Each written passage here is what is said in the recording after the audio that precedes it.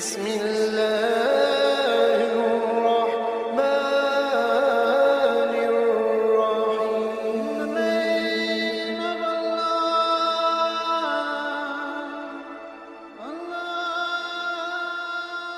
بسم اللہ الرحمن الرحیم.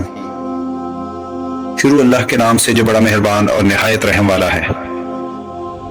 ایک دن شیر شاہ سوری کے سامنے ایک قتل کا مقدمہ پیش ہوا جس میں قاتل کا سراغ نہیں مل رہا تھا. یہ قتل اٹاوا یو پی کے علاقے میں ہوا تھا. شیر شاہ سوری نے مقدمے کی سماعت کی. اس نے ایک وزیر کو حکم دیا کہ جس علاقے میں قتل ہوا ہے اس کے آس پاس واقع کسی درخت کو 2 آدمی بھیج کر کٹواؤ اور جو سرکاری عامل اس درخت کو کاٹنے کی اطلاع پا کر آئیں انہیں پکڑ کر ہمارے پاس بھیج دو. وزیر نے شاہی فرمان کے مطابق 2 آدمی درخت کاٹنے کے لیے موقع واردات پر بھیجے. وہ ابھی درخت کاٹ ہی رہے تھے کہ علاقے کے سرکاری عاملوں نے انہیں موقع پر آن پکڑا.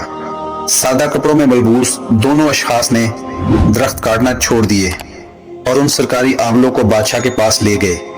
بادشاہ نے ان سے دریافت کیا کہ تمہیں درخت کٹنے کی خبر تو ہو گئی لیکن ایک انسان کی گردن کٹ گئی اور تم اس سے بے خبر رہے. میں اسے تسلیم کرنے کے لیے تیار نہیں.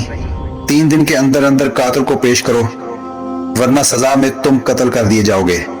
ان کے جسم پر لرزہ طاری ہو گیا اور تیسرے دن کا سورج ابھی طلوع بھی نہیں ہوا تھا کہ قاتل شاہی دربار کے دروازے پر زنجیر اور سلاسل میں جکڑے ہوئے حاضر تھے.